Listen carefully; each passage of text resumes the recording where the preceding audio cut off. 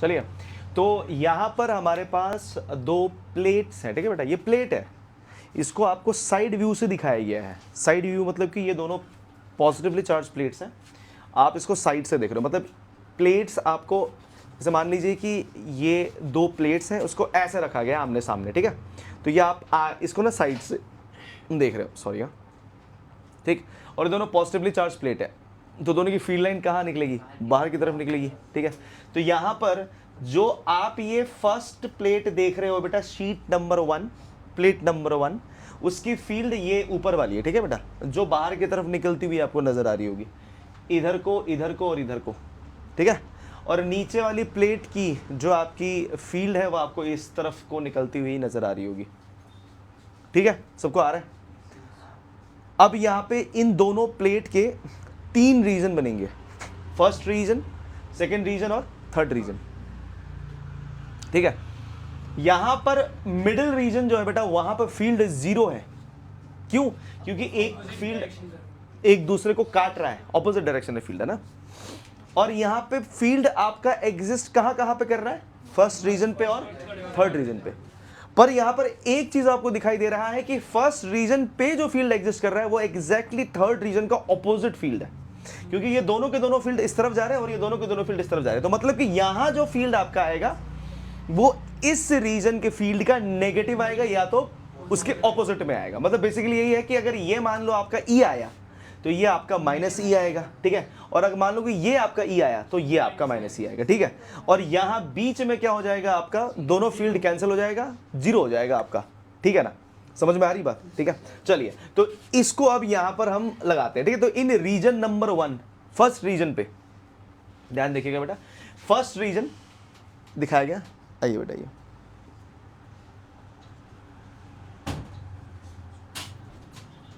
उस अस्मिता उसको वहाँ बैठा दो, वहाँ बैठ जाओ बेटा, second bench,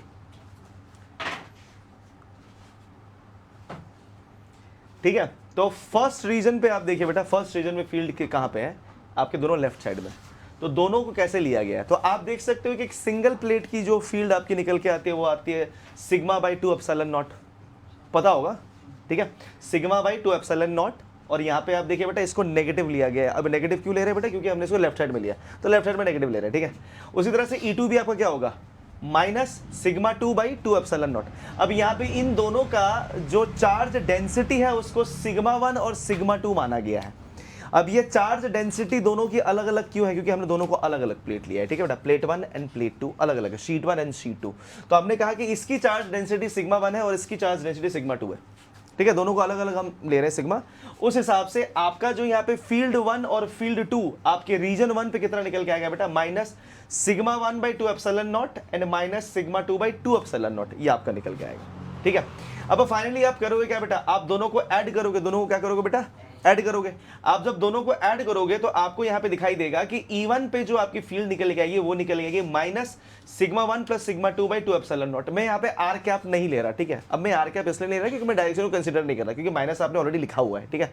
so are cap जो है, आर कैप को आप स्किप कर दो, आप यहाँ पे σ1 + σ2/2 एप्सिलॉन नॉट लिख दो, बाहर में माइनस कॉमन निकाल दो, कोई चिंता वाली बात नहीं है, ठीक है। अब रीजन 2 पे आ गए आप बेटा। अब रीजन 2 पे क्या होगा बेटा, ये दोनों एक दूसरे को कैंसिल कर रहा होगा, ठीक है, इसलिए आपने यहाँ पे माइनस ले रखा है। और रीजन 1 पे क्या होगा बेटा, दोनों ऐड हो रहा होगा, ठीक है, इसलिए आपको यहाँ पे प्लस आ रहा है, ठीक है। अब इन्होंने यहाँ पे स्पेशल केस आपको दे दिया। अब स्पेशल केस यहाँ पे ये लोग क्या दे रहे हैं, स्पेशल केस ये दे रहे हैं बेटा कि अगर मान लीजिए कि दोनों के सिग्मा सेम है, दोनों की सिग्मा क्या है बेटा, सेम, तो तब क्या होगा बेटा, तो तब आपको रीजन 1 पे क्या मिलेगा बेटा, फील्ड आपको, सॉरी, जो ये टोटल फील्ड जो आपको यहाँ पे रीजन 1 पे मिलेगा बेटा, वो आप यहाँ पे देख पाओगे कि दोनों की सिग्मा क्या है बेटा, ऑपोजिट, एक प्लस सिग्मा और एक माइनस सिग्मा, ठीक है बेटा। तो यहां पर आपको कंडीशन क्या मिलेगा बेटा, यहां पर आप देखोगे बेटा कि एक आपका माइनस सिग्मा कैरी कर रहा होगा, ठीक है, और जो दूसरा माइनस वाला होगा वो क्या हो जाएगा बेटा, प्लस, माइनस माइनस प्लस हो जाएगा ना। तो इसलिए ये आपका फील्ड क्या बन जाएगा यहाँ पे बेटा, 0। ओके, एक मिनट, ये आई थिंक ये तो अलग अलग चार्ज ले रहे हैं ना, वो माइनस चार्ज और प्लस चार्ज है क्या, माइनस सिग्मा, ठीक है। एक काम करते हैं, दोनों को लिख के दिखा दे, ठीक है, चलिए फटाफट से लिख लेते हैं। चलो डेरिवेशन फटाफट से लिख लेंगे बेटा, मैं आपको डेरिवेशन करके दिखाता हूँ। तो आपने यहां पर क्या दिखाया बेटा, दो आपके पास प्लेट्स थी, प्लस वाली, ठीक है, σ1 एंड σ2, ठीक है, सिग्मा 1 एंड सिग्मा 2। ये रीजन 1 है बेटा, ये रीजन 2 है और ये रीजन 3 है, ठीक है। फर्स्ट प्लेट की, plate number 1 end plate number 2, first number plate की आपकी फील्ड कहां पे बेटा, E1 एंड E1, और सेकंड नंबर प्लेट की फील्ड कहां पे बेटा, E2 एंड E2। इस तरह से होगा बेटा आपका, ठीक है। अब सॉल्व करेंगे इसको। तो हमारे रीजन नंबर 1 में फील्ड क्या, इलेक्ट्रिक फील्ड 1 क्या होगा बेटा, तो इलेक्ट्रिक फील्ड 1 मतलब रीजन नंबर 1 पे हम लोग कर रहे हैं बेटा। तो इसके लिए क्या करेंगे बेटा, इसके लिए करेंगे इस E1 को और इस 2 को ऐड, ठीक है, क्योंकि यहाँ पे हम इन दोनों को ऐड करेंगे। तो E1 प्लस क्या होगा बेटा आपका, E2 होगा। E1 प्लस क्या होगा बेटा, E2 हो जाएगा। हाँ वहीं बैठ जाइए, अंदर जाओ, इधर ही बैठ जाओ ना, चले जाओ उधर, इधर ही बैठ जाइए। क्यों लेट हो गई? तो आपका यहां पर E1 कितना होगा, तो प्लेट का E1 कितना होता है, तो आपने कहा सर प्लेट का E1 होता है हमारा सिग्मा 1/2 एप्सिलॉन नॉट। अब ये उस तरफ था तो इसलिए यहाँ पे क्या लेंगे बेटा, लेफ्ट साइड में तो माइनस लेंगे आप ना, ठीक है। E2 के लिए कंडीशन क्या होगा बेटा, माइनस सिग्मा 2/2 एप्सिलॉन नॉट। अब इन दोनों को आपने यहाँ पे डाल देना है। तो आपका E एट रीजन नंबर 1 क्या आएगा बेटा, तो E1 आपके पास minus sigma 1/2 epsilon naught minus sigma 2/2 epsilon naught. Common क्या है दोनों में बेटा, तो माइनस 1/2 एप्सिलॉन नॉट कॉमन है, तो अंदर बचेगा सिग्मा 1 प्लस सिग्मा 2, आपके पास ये बचेगा, ठीक है। तो आपकी जो फर्स्ट रीजन पे फील्ड आ रही है बेटा वो कुछ इस तरह से आ रही है, minus sigma 1 plus sigma 2/2 epsilon not, ठीक है। अब आप सेकंड रीजन पे आ गए, ई सेकंड। अब ई सेकंड अगर आप निकालते हो तो इसमें फिर से आप क्या करेंगे बेटा, E1 प्लस E2। अब डायरेक्टली आपको वैल्यू पता है तो माइनस प्लस करके लिख सकते हो, ठीक है। आपकी E1 कितनी होगी बेटा, ये अब राइट साइड में आई है, तो ये क्या होगा बेटा, सिग्मा 1/2 एप्सिलॉन नॉट, ठीक है। और यहाँ पे ये वाला माइनस पे होगा, तो माइनस सिग्मा 2/2 एप्सिलॉन नॉट। तो ये आपका 1/2 एप्सिलॉन नॉट कॉमन निकलेगा, तो सिग्मा 1 माइनस सिग्मा 2, आपको ये कुछ इस तरह से दिखाई देगा, ठीक है। फाइनली आपका जो E1 बचता है बेटा, तो E1 के लिए क्या आएगा, तो E1 का वैल्यू मैं बस आपको डायरेक्ट लिख के दिखा दे रहा हूं यहाँ पे कि E एट फर्स्ट रीजन जो आपका आएगा बेटा वो आएगा sigma 1 plus sigma 2/2 epsilon not, यही आएगा ना, क्योंकि दोनों ऐड हो जाएगा सीधा, क्योंकि दोनों के दोनों कहाँ पे बेटा, राइट साइड में, ठीक है। तो आपका जो फर्स्ट रीजन पे जो सॉरी थर्ड रीजन है क्या, ये जो आपका थर्ड रीजन पे जो आपका निकल के आएगा बेटा वो सीधा ये निकल जाएगा, ठीक है। तो आप इसको डायरेक्टली ऐसे यहाँ पे लिख सकते हो। तो आपका फर्स्ट रीजन पे ये आया, सेकंड रीजन पे आपका ये आया, और थर्ड रीजन पे आपका ये आएगा। तो ये होगा आपके बिटवीन द प्लेट्स, ठीक है, और आउटसाइड द प्लेट्स, ठीक है। पर अगर मान लीजिए कि ये दोनों के दोनों जो प्लेट है बेटा, ये दोनों के दोनों प्लेट्स आपके ऑपोजिटली चार्ज थे, क्या थे बेटा, ऑपोजिटली चार्ज था, मतलब एक प्लस चार्ज पे था एक माइनस चार्ज पे था, तो तब क्या होगा, ठीक है। लिख लिया, चलिए सबने लिख लिया, ओके बेटा। देखिए आप लिख लीजिए, लिख लीजिए।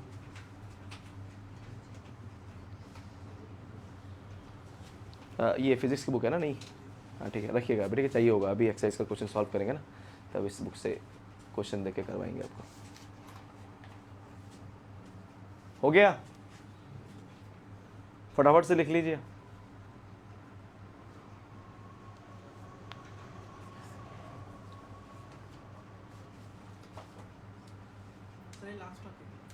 नहीं, इसके बाद एक स्फेयर बचा हुआ है, बस स्फेयर बताते ही, वैसे आपका स्फेयर है या नहीं, अगर मैं बुक में चेक कर लेता हूँ। स्फेयर होना चाहिए मेरे हिसाब से। ये कौन सा चैप्टर खोल के बैठे, पता नहीं, सही बात है, मेरे को भी नहीं पसंद, अजीब सी बुक है ये तो हो गया। हाँ ये वाला एक टॉपिक बाकी है, ये वाला स्फेरिकल सेल, बस चलो अभी ये चल रहा है प्लेट वाला। एक्चुअली ये ना बाद में तुमको मैग्नेटिज्म में बहुत काम आएगा, इसलिए मैं करा रहा हूँ। मैग्नेटिज्म वाले में वो अट्रैक्ट करेगा, रिपेल करेगा, उसमें ये बहुत काम करता है, इसलिए मैं ये बता रहा हूँ। इसलिए ये 3 रीजन वाला आपको पता होना चाहिए। बीच वाले का जीरो तब कब होगा मैं बता दे रहा हूँ। वैसे ये तब जीरो होगा ना जब ये दोनों बराबर होंगे। जैसे मान लीजिए इन केस, अगर स्पेशल केस दे दिया ना आपको कि अभी तो हमने दोनों को अलग अलग माना है ना, सेम है, तो आपका सिग्मा 1 सिग्मा 2 सेम हो गया, तब आप उसको जीरो कर देंगे, है कि नहीं। चलिए बेटा लिख ले हो तो आगे बढ़ते हैं, लिख ले रहे वैभव, हो गया, जल्दी कर बेटा, हो गया। अनिकेत जी सॉरी, अब मैं थोड़ा बीच से पढ़ा रहा हूँ, क्या करें, जो बच्चे मतलब नए आए हैं अभी, तो इसलिए क्या करें बताओ, है कुछ कर नहीं सकते, धीरे धीरे हो जाएगा। मुझे पता है आप सब 12th क्लास अच्छे से ही पास करोगे, ठीक है, होप कर रहा हूँ। चलिए आगे बढ़े। चलिए बेटा, अब ना दो अलग अलग प्लेट है, एक प्लेट आपका प्लस चार्ज वाला है और एक प्लेट जो है बेटा आपका माइनस चार्ज वाला, ठीक है, ठीक है, इसकी सिग्मा है और इसकी माइनस सिग्मा है, ठीक है। अब जो माइनस, अब देखो प्लस वाले का कैसा होगा फील्ड बेटा, बाहर की तरफ ना, तो E1 सब आपका बेटा क्या है बेटा, बाहर है, और E2 कैसा होगा बेटा, अंदर की तरफ, तो सारा सारा कहाँ आएगा बेटा, ऐसे अंदर, ठीक है बेटा। E2 आप देख सकते हो बेटा इस तरह से अंदर की तरफ आ रहा है, ठीक है बेटा। अब यहां पर आप क्लियरली देख सकते हो कि दो रीजन जो है बेटा आपके 1 और 3rd रीजन, ये दोनों पे आपका जो फील्ड है एक दूसरे को कैंसिल कर रहा है, क्योंकि ये दोनों ऑपोजिट है ना। तो मतलब कि कभी भी आपका दो ऐसे प्लेट जो ऑपोजिटली चार्ज होते हैं, उनमें फील्ड हमेशा कहाँ एग्जिस्ट करता है, बीच पे, ठीक है। इसीलिए कैपेसिटर के हमेशा फील्ड अंदर होता है, बाहर कभी नहीं होता है, ठीक है। कैपेसिटर ऐसे प्लेट होता है ना बेटा, एक प्लस प्लेट होता है, एक माइनस प्लेट होता है, इसीलिए कैपेसिटर के हमेशा फील्ड कहाँ रहेगा बेटा, अंदर की तरह, बाहर में कभी कैपेसिटर का कोई फील्ड नहीं रहता, ठीक है, अनटिल एंड अनलेस कि आपने अप्लाई करवाया है कुछ, कि आपने फील्ड अप्लाई करवाया और आपने उसके बीच में कैपेसिटर डाल दिया, तो वो फिर अलग बात है, क्योंकि सोर्स अलग है ना। बट हमने कहा कि दो आपके प्लेट है, एक प्लस चार्ज वाली प्लेट है, एक माइनस चार्ज वाली प्लेट है, ठीक है।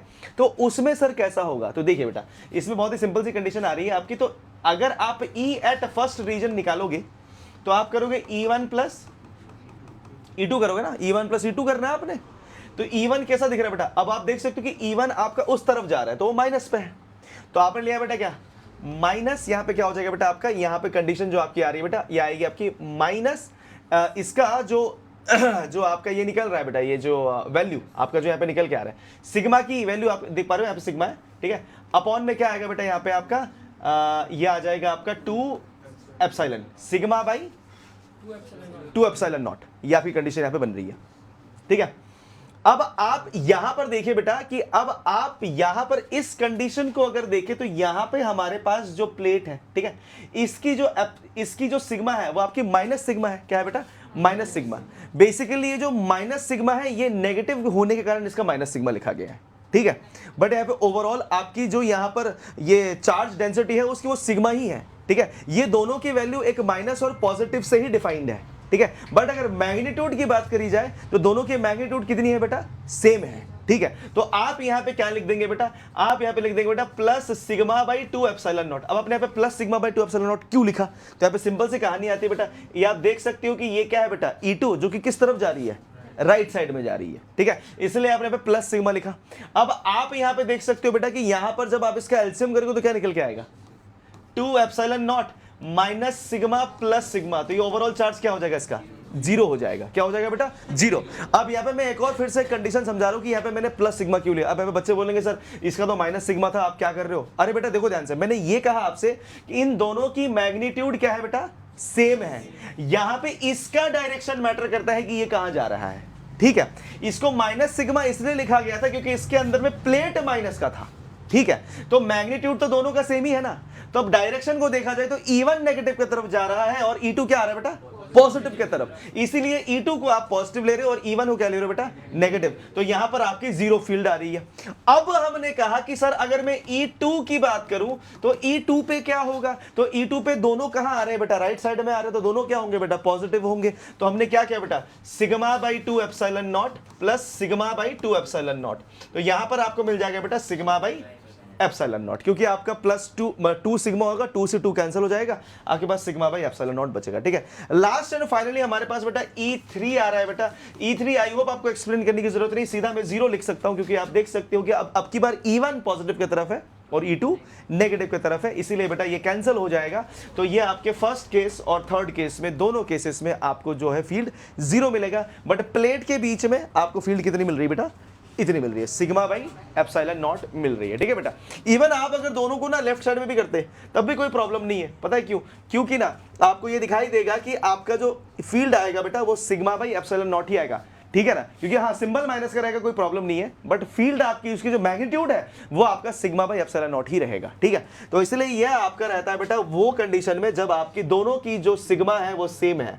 तो जब दोनों की सिग्मा सेम रहेगी तो आपको समझ में आएगा कि एक्सटर्नली जो प्लेट है बेटा, प्लेट के एक्सटर्नल में आपके दोनों के दोनों फील्ड आपके जीरो हो जाएंगे, बट इंटरनल में क्या रहेगा बेटा आपका सिग्मा बाई एप्सिलॉन नॉट रहेगा, ठीक है, क्लियर है। चलिए बेटा, तो अब हम यहां बात करेंगे बेटा लास्ट टॉपिक का, जो है आपका स्फेरिकल शेल का इलेक्ट्रिक फील्ड कितना रहेगा, क्या रहेगा, बहुत इंपॉर्टेंट है, ठीक है बेटा। यह आपके एक बार तो पूछेगा ही पूछेगा पेपर में, ठीक है। आपके बोर्ड्स में आएगा या नहीं आएगा वो तो मुझे नहीं पता, मतलब मैं कंफर्म तो नहीं बोल सकता। हाँ बेटा, जो हमने भी किया डिफरेंट चार्ज वाले प्लेट से स्पेशल केस थे। एक तरह से बोल सकते हो ये स्पेशल केस का ही है। जैसे यहाँ पे बोला ना कि electric field of two oppositely charge plane parallel plates, oppositely charge, ठीक है, ऑपोजिटली चार्ज, उनकी चार्जेस सेम है, बस वो ऑपोजिटली चार्ज है। अगर एक में 10 है प्लस तो एक में -10 है, इस तरह से, ठीक है। ओके चलिए बेटा, अब नेक्स्ट ये टॉपिक डाल दीजिए, ये field due to a uniformly charge thin spherical shell, ठीक है। अब हम इसके बारे में बात करेंगे बेटा, ये बहुत ज़्यादा इंपॉर्टेंट होता है। इसको मैं एक्सप्लेन कर दे रहा हूँ, इसका डेरिवेशन एक्सप्लेन कर दूंगा, आप फटाफट से इसको लिख लेंगे, उसके बाद फिर क्वेश्चन आंसर स्टार्ट करते हैं, ठीक है बेटा। ज़्यादा क्वेश्चन नहीं है फर्स्ट चैप्टर में, 11 क्वेश्चन ही है, आई थिंक लगभग 11 क्वेश्चन है, वो फटाफट से सॉल्व हो जाएगा।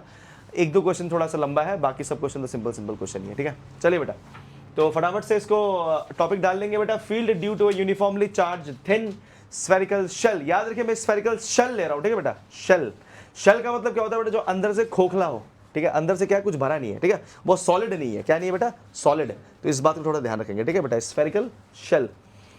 चलिए बेटा, तो यहाँ पे क्या बताया गया है, apply Gauss's theorem to show that for a spherical shell the electric field inside the shell vanishes whereas outside it the field is as if all the charge has been concentrated at the center। तो मतलब कि आपको ये बताना है कि अंदर में जीरो होता है और बाहर में आपकी फील्ड एग्जिस्ट करती है, ठीक है। तो ये हमको दिखाना है। अब अंदर में जीरो क्यों होगा ये भी मैं आपको समझाऊंगा। चलिए तो स्टार्ट करते बेटा। यहाँ पे देखिए बेटा, ये जो है बेटा हमने यहाँ पे कंसिडर किया है, consider a thin spherical shell of charge of radius r with uniform charge density sigma, ठीक है। तो हमने यहाँ पे एक शेल ले लिया, ठीक है बेटा। अब ये डायग्राम देख सकते हो, ये एक शेल है, ये आपका यूनिफॉर्म चार्ज डेंसिटी दिखा रहा है सिग्मा, मतलब कि ये पूरा यूनिफॉर्मली चार्ज है, ठीक है। ऐसा नहीं है कि यहाँ पे कहीं पे भी चार्ज अनइवन है, ठीक है। यूनिफॉर्म चार्ज यहाँ पे दिख रही है आपको बेटा। इसकी जो रेडियस है बेटा वो r आपकी है, ठीक है। आउटसाइड कंडीशन आपको दिख रहा है बेटा, ये आउटसाइड कंडीशन को पहले हम डिफाइन करेंगे, फिर आपके इनसाइड कंडीशन को डिफाइन करेंगे, ठीक है। तो यहाँ पे देखिए बेटा क्या बताया गया है कि from symmetry we see that the electric field E at any point is radial and has same magnitude at points equidistant from the center of the cell। मतलब कि ये बोला गया है कि सेंटर से इक्वल डिस्टेंस पे जहां जहां आप किसी भी दूसरे चार्ज को रखेंगे तो वहां पर आपका जो फील्ड एक्सपीरियंस किया जाएगा बेटा वो सेम होगा। मतलब यहां पे सेम फील्ड एक्सपीरियंस किया जाएगा, एग्जैक्टली उसी सेम डिस्टेंस पे अगर यहां रखा गया तो वहां भी सेम फील्ड होगी, यहां भी सेम फील्ड होगी और यहां भी, मतलब हर जगह पे, ठीक है, इक्वी डिस्टेंस पे आपको सेम फील्ड एक्सपीरियंस करने का मौका मिलेगा, ठीक है। अब यहां पे बोला गया है कि to determine electric field from at any point P at a distance r from O, we choose a concentric sphere of radius r as the Gaussian surface, ठीक है। तो हमने यहां पर क्या किया बेटा, हमने यहां पर एक Gaussian surface बना दिया, ठीक है। अब ये जो बॉडी है बेटा ये आपकी एक्चुअल स्फेरिकल शेल है और इसके आसपास में हमने एक Gaussian surface बना दिया, जिस सरफेस पे आप कोई भी एक पॉइंट चार्ज रख दोगे, यहां पे यहां पे यहां पे यहां पे, और उसके ऊपर बताओगे कि कितनी फील्ड लग रही है, ठीक है। उस हिसाब से अगर आप यहाँ पे फील्ड निकालने जाओगे तो यहाँ पे क्या बोला गया है बेटा, पहले पॉइंट पे, ये 3 पॉइंट पे निकाले जाते हैं, ठीक है बेटा, outside the shell, on the shell and inside the shell, ठीक है। तो आउटसाइड द शेल हम पहले निकालेंगे। तो आउटसाइड द शेल की बात करें तो यहाँ पे क्या बोला जा रहा है, the total charge Q inside the Gaussian surface is the charge on the shell of radius r and area उसकी कितनी होगी बेटा, 4πr²। तो आप देख सकते हो बेटा कि ये आपका जो शेल है बेटा, इसके अंदर में हमने कितनी चार्ज रख दी है बेटा, इसके अंदर में हमने Q चार्ज रख दिया, कितना रख दिया बेटा, Q चार्ज। इसके इस पूरे शेल में आपका Q चार्ज रिसाइड कर रहा है, ठीक है। और इसकी खुद की रेडियस कितनी है, r है, ठीक है, तो आप यहां पे जानते हो कि सिग्मा का वैल्यू क्या होता है बेटा, क्यू बाई कहा दे रहे हो, ए, क्यू बाई ए होता है ना, क्या बात कर रहे हो, क्यू बाई एरिया होता है ना, सरफेस एरिया है कि नहीं। तो सिग्मा इक्वल्स टू क्या हो जाएगा बेटा, Q by 4 pi are square हो जाएगा ना। तो आपको क्यू कितना मिलेगा, तो आपने कहा सर मुझे क्यू मिल जाएगा sigma into 4 pi are square, ये मुझे मिलेगा क्यू, ये मुझे क्या मिला बेटा, क्यू, जो कि इस स्फीयर के अंदर में है या फिर इस स्फीयर में यूनिफॉर्मली डिस्ट्रीब्यूट किया गया है, ठीक है। ये मेरी चार्ज आ गई, ये मेरी क्या आ गई बेटा, चार्ज। अब ध्यान से देखिएगा बेटा आगे क्या बोल रहा है, अब आगे ये बोला जा रहा है कि flux through the Gaussian surface कैसे निकलता है। तो हमने कहा सर जो फ्लक्स आप गॉसियन सरफेस से फाइंड करेंगे बेटा, तो हमने गॉसियन सरफेस क्या लिया, हमने गॉसियन सरफेस तो ये लिया ना, लिखा ना गॉसियन सरफेस। तो हमारा जो फ्लक्स निकल के आएगा वो क्या होगा बेटा, तो हमने कहा सर फाई, तो आपका फाई का फॉर्मूला क्या होता है बेटा, phi equals to close integration of E EDS, यही होता है ना बेटा, ये होता है कि नहीं होता है कि नहीं। तो आपको फाई कितना मिलेगा बेटा, तो फाई आपको मिलेगा बेटा ई क्लोज इंटीग्रेशन ऑफ डीएस क्या होगा, तो ये हमारी गॉसियन सरफेस है ना बेटा। तो अब हमारी रेडियस कितनी होगी, स्मॉल आर। तो अब हमारा यहाँ पे कंडीशन क्या आ रहा है बेटा, 4 पाई आर का स्क्वायर, ये कंडीशन आपकी फाई आ रही है, ये क्या आ गई बेटा, आपकी फाई आ गई। अब ध्यान से देखिएगा बेटा, ठीक है, अब आपको फाई मिल गया, अब आपको अपना क्यू मिल गया, तो क्यू आपके पास है और फाई आपके पास है। तो आप मुझे बताइए हमें यहां पर निकालने के लिए क्या बोला गया है बेटा, हमें यहां पे फील्ड फाइंड करने के लिए बोला गया है। अब अगर मैं फील्ड फाइंड करने जाऊं तो मुझे एक बात पता है कि अकॉर्डिंग टू गॉस अभी आपने क्या कहा कि सर फाई की वैल्यू मेरी आई है E into 4 pi are square, और गॉस यहां पे ये कहता है कि sir phi equals to Q by क्या होता है बेटा, एप्सिलॉन नॉट होता है। अब अगर आप इसको कंपेयर करो तो आपको समझ में आएगा कि E dot 4 pi are square जो है बेटा वो कितना होगा, तो आपने कहा सर वो क्यू बाई एप्सिलॉन नॉट के बराबर है, ठीक है। तो अगर आप यहां पे डाल दो तो आपकी फील्ड कितनी निकल के आ रही है, तो आपने कहा सर वो आ रही है 1/4 pi epsilon naught Q by R square. तो ये आपकी यहां पर फील्ड निकल के आ रही है, जो कहां की होगी बेटा, ये आपकी आउटसाइड द शेल की होगी। पर आप यहां पे देखिए क्या कर रहे हो, आपने ऊपर में चार्ज भी कंसीडर किया हुआ, ठीक है, प्लीज इस चार्ज को देखिएगा, ठीक है बेटा, इस चार्ज को मत भूलना, ये बाद में आपको काम आएगा आगे, ठीक है। अब यहां पे देखिए बेटा कि आपने यहां पे फील्ड कितना निकाल दिया, आप यहां पे निकाल दिए field E equals to 1/4 pi epsilon naught Q by R square, जो कि हमारा वो आया है, ठीक है। और इसको वेक्टर के फॉर्म में अगर लिखे तो बेटा वेक्टर के फॉर्म में आपको दिखाई देगा ये कितना, Q by 4 pi are square R cap, ठीक है। अब यहां पर देख सकते हो बेटा कि यहां पे इन्होंने एप्सिलॉन नॉट, यार ये यहां पे मिसप्रिंट हुआ है, ठीक है, प्लीज तो यहां पे एप्सिलॉन नॉट लिख दीजिएगा, इसको मैसेज 1/4 पाई एप्सिलॉन नॉट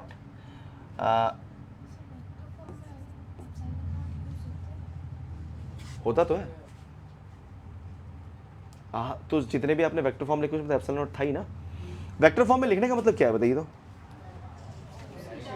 हाँ, तो उसमें एप्सिलॉन नॉट कहाँ चल जाएगा, एप्सिलॉन नॉट तो हटेगा नहीं ना, एप्सिलॉन नॉट की वैल्यू तो कहाँ जाएगी, ठीक है, आर स्क्वायर और ये आर कैप आएगा। इसको आप अगर प्रॉपरली लिखो तो ये ऐसा दिखता है 1/4 pi epsilon naught Q R vector by R cube, ये ऐसे लिखा जाता है, ये इसकी एक्चुअल वेक्टर फॉर्म होती है। क्योंकि आपको पता होना चाहिए क्या आर कैप क्या है, बताओ आर कैप है क्या, vector by mod of R होता है ना, ये तो होता है, और ये मॉड ऑफ आर क्या होता है, आर होता है, तो नीचे तो आपके पास आर स्क्वायर होता है, आर स्क्वायर क्या हो जाएगा, आर क्यूब हो जाएगा, और ऊपर में आर वेक्टर लग जाएगा, ठीक है। तो ये इस तरह से लिखा जाता है। बट मैं कहूंगा बेटा ये लिखने की जरूरत नहीं है, आपको वेक्टर फॉर्म में तो पूछा नहीं जाता, आपको यहीं तक पूछा जाता है कि कितना फील्ड है, ठीक है। तो ये वाली आपकी आ जाएगी बेटा आउटसाइड द शेल, ये कहां पे आएगी बेटा, ये आउटसाइड द शेल। चलिए मैं फटाफट से इसको लिख देता हूं वहां पे, फिर आप लोग कॉपी कर ले, ठीक है। तो हमने यहाँ पे डायग्राम तो बना लिया था ना आप लोग ने, डायग्राम नहीं बनाया, चलिए फटाफट डायग्राम बनाइए। चलिए डायग्राम कुछ इस तरह से होगा बेटा, ये शेल है, इसकी रेडियस होगी बेटा आपकी आर, यहां से आपने आर डिस्टेंस पे क्या निकालना है बेटा, आर डिस्टेंस पे आपने अपना गॉसियन सरफेस रखा हुआ है, ठीक है बेटा। आपने इस पॉइंट P पर फील्ड फाइंड करना है, ठीक है। इसके अंदर में जो चार्ज है बेटा वो Q चार्ज को रखा गया है, ठीक है। अब हमने कहा कि according to continuous charge distribution, ठीक है। और यहां पर बेटा इसकी जो चार्ज डिस्ट्रीब्यूशन की जो एरियल चार्ज डिस्ट्रीब्यूशन है बेटा उसको सिग्मा मान लो, ठीक है। अब मैं आपसे ये कह रहा हूं कि according to continuous charge distribution sigma equals to Q by क्या होता है बेटा, ए होता है। क्या होता है बेटा, क्यू बाई ए। ठीक है, अब हम स्फेयर के लिए कंसीडर कर रहे हैं तो ये आपका हो जाएगा Q by 4 pi capital R square. ठीक है, अब कैपिटल आर मैंने क्यों लिया, क्योंकि इस स्फेयर पे आपका चार्ज डिस्ट्रीब्यूट है। ठीक है, यहां गॉसियन सरफेस तक चार्ज तो डिस्ट्रीब्यूट नहीं है। ठीक है, तो आपको क्यू की वैल्यू कितनी मिल जाएगी बेटा, sigma 4 pi are square. Yes exactly, capital R square मिल जाएगा आपको। अब हमने ये कहा कि अब हम यहां पे ये कह रहे हैं कि but we know that at P, हमने कहा एट पी अगर फ्लक्स हम फाइंड करें बेटा, फाई निकालने जाए तो वो क्लोज इंटीग्रेशन ऑफ ईडीएस हो जाएगा, जो कि आपको क्या दिखाई देगा बेटा, E into 4 pi small R square, क्योंकि पी डिस्टेंस तक आपकी डिस्टेंस क्या है बेटा, पी पॉइंट तक आपकी आर डिस्टेंस है, तो आपने आर ले लिया यहां पे। And phi is equal to Q by epsilon naught भी होता है, तो ये कहा सर अकॉर्डिंग टू गॉस, ये हमें मिला हुआ है। तो हमने जब कंपेयर किया तो हमको पता चला कि बेटा E dot 4 pi are square जो होगा वो क्यू बाई क्या मिलेगा बेटा, एप्सिलॉन नॉट।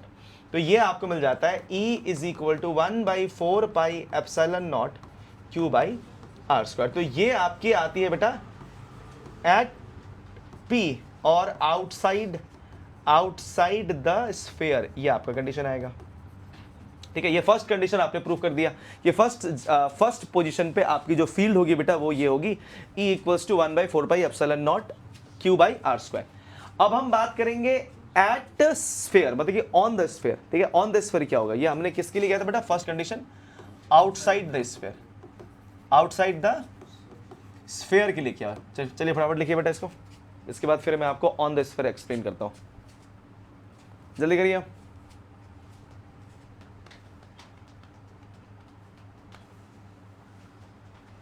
हो गया, आया कोई डाउट है, लिख लीजिए फटाफट।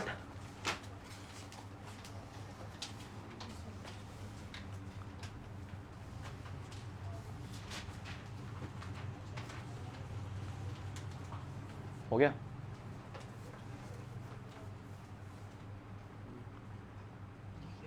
नींद आ रही है क्या?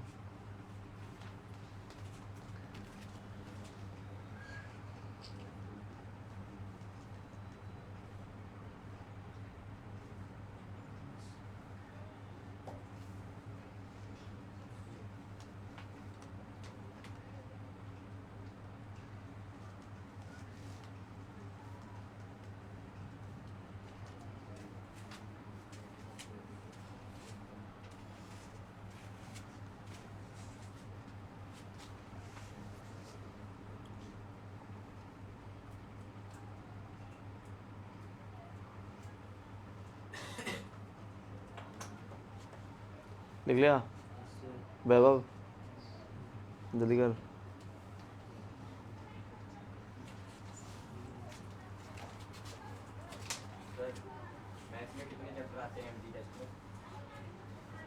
अभी तो फर्स्ट ही आएगा, नहीं फर्स्ट ही आएगा। नहीं फंक्शन लंबा है बेटा, फंक्शन लंबा है, टाइप तो लगेगा उसका।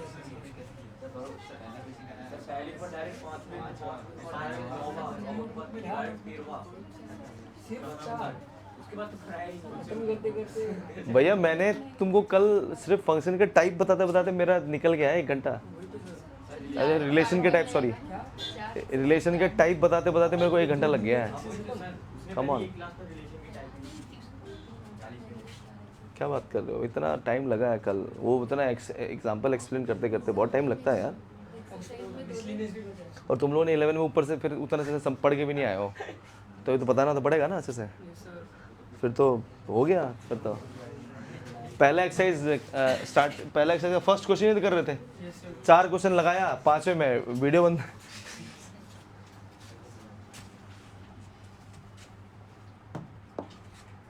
अगला चलिए,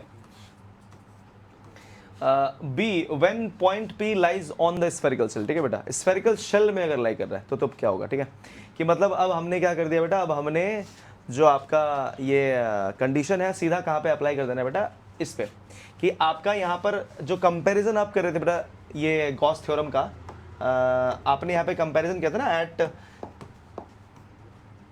आउटसाइड वाले कंडीशन में आपने क्या किया था, आउटसाइड वाले कंडीशन में आपने क्या ई 4 पाई आर स्क्वायर को कंपेयर किया क्यू बाय एप्सिलॉन नॉट से। Yes, sir. अब ये आर स्क्वायर क्यों लिया था, क्योंकि ये वहां पे था, ठीक है। पर अब की बार आपका जो पॉइंट है वो कहां पे आ गया, वो तो आर पे आ गया, ठीक है। तो आपने क्या किया, आपने इस आर को बदल दिया और एक कैपिटल आर कर दिया। तो अब आपको क्या मिलेगा बेटा, E equals to 1/4 pi epsilon naught Q by Capital R. Capital R का स्क्वायर, ये बन जाएगा आपका, ठीक है। तो ये होगा बेटा कहां पे बेटा, ऑन द स्फेरिकल शेल, ठीक है। तो ऑन द स्फेरिकल शेल भी सिंपल है, बट यहाँ पे सबसे टिपिकल कौन सा वाला होगा बेटा, इनसाइड वाला, क्योंकि इनसाइड वाले को जीरो करना है आपने, क्योंकि अंदर वाले को जीरो प्रूफ करने के लिए दिखाना पड़ेगा ना आपको, तो इसलिए वो वाला सबसे इंपॉर्टेंट रहेगा।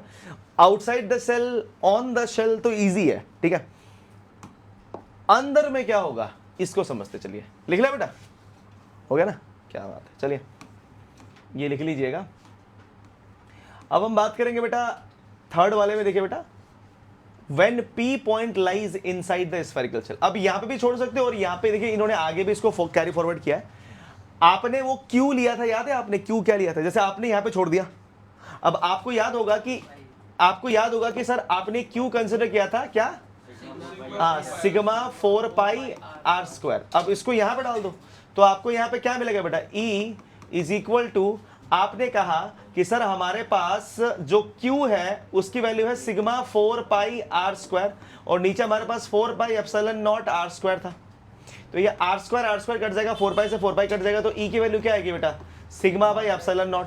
तो आप इसको यहां तक से फर्दर एक्सटेंड कर सकते हो चाहो तो, या चाहो तो यहां पे छोड़ दो, कोई दिक्कत की बात नहीं, एक ही बात है। हाँ मार्क्स दोनों में मिलेंगे बेटा, इवन ये पूछेगा भी नहीं यार, ये वाला पूछेगा, ये वाला इंपॉर्टेंट है, ठीक है बेटा। ये सी वाला, when point P lies inside the spherical cell, ये सबसे इंपॉर्टेंट है।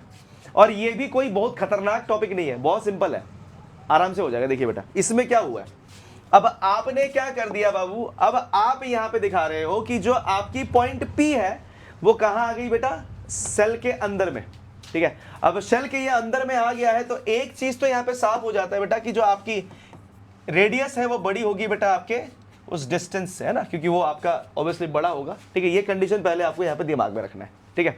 ये कंडीशन हमको समझ में आ गया। अब ध्यान दीजिएगा बेटा कि ये काम कैसे करता है। अब हमने यहाँ पे सबसे पहली कंडीशन जो आपको दिखाई है वो क्या है बेटा, कि r is greater than r, ठीक है, स्मॉल r। अब हमने ये कहा कि as it is clear from figure 1.102, ठीक है, ये वाली डायग्राम है, ठीक है।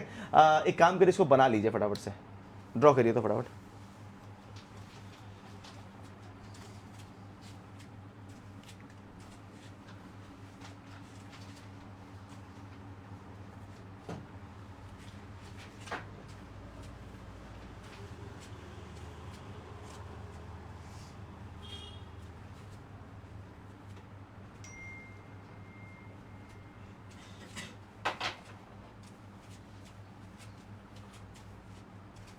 हो गया, लिख लिए,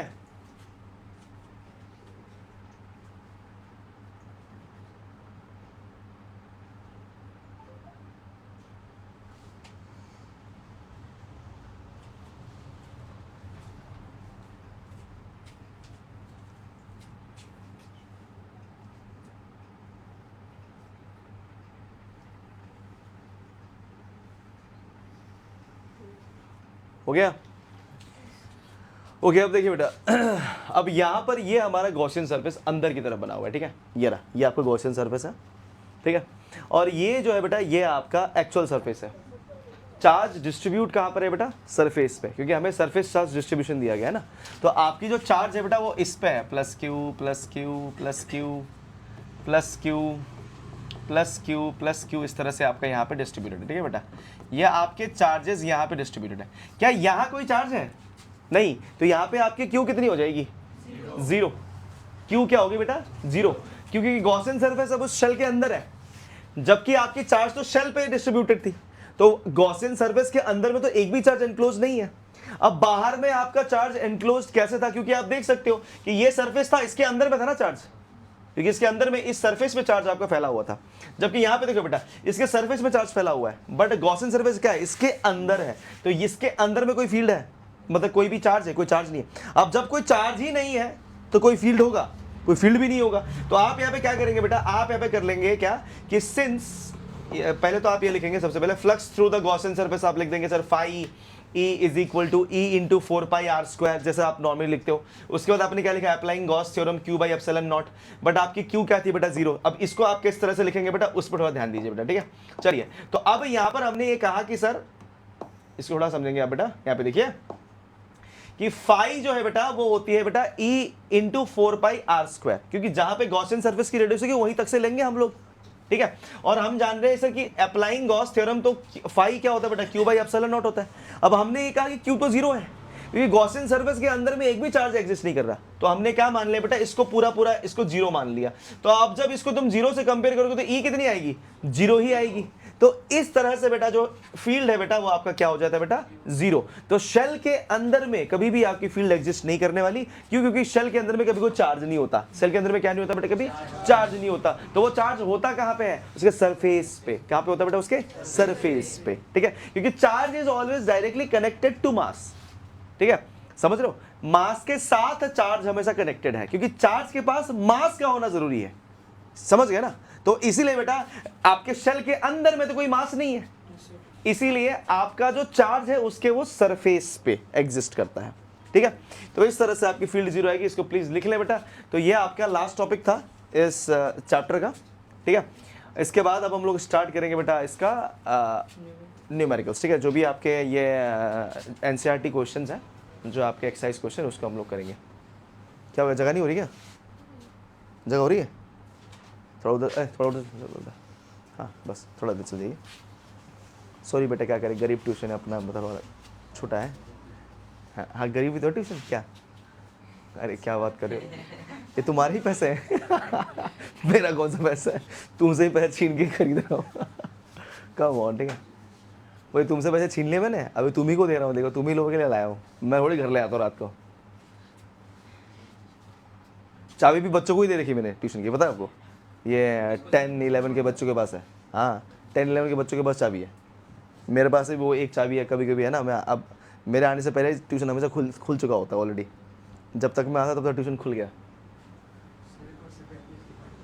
क्या कहते, सेकंड क्या, बी वाला केस क्या, दिखा दे, ये रहा, ये यहाँ से है और उसके बाद ऊपर में भी है, ठीक है, थोड़ा छोटा सा पार्ट है। ऊपर वाला ऐसा है कि E equals to Q by 4πε0r², और since Q is equals to था हमारे पास सिग्मा 4πr², तो E हमारी आ जाती है सिग्मा 4πr² बाई 4πε0r², ये कट जाएगा और आपका ये आएगा सिग्मा बाई एप्सिलॉन नॉट, ठीक है, सिग्मा बाई एप्सिलॉन नॉट। तो ये शेल है ना बेटा, इसकी जो फील्ड निकल के आई ना इसके अंदर में, सॉरी ये आपके इसके सरफेस पे, वो पता किसके बराबर आ रही थी, ये उसी के बराबर आ रही थी जो आपके पैरेलल प्लेट्स थे। याद है, वो पैरेलल प्लेट्स में एग्जैक्टली उतना ही आ रहा था, इतना ही। तो पैरेलल प्लेट की तरह बिहेव कर रहा है एट द सरफेस, क्योंकि पैरेलल प्लेट का आपका इतना ही बन रहा था ना, ठीक है। चेक करिएगा, याद नहीं आ रहा तो आप वो अपना पुराना डेरिवेशन चेक कर लीजिए, उसमें दिख जाएगा आपको। हो गया, दिख लिया बेटा, चलिए।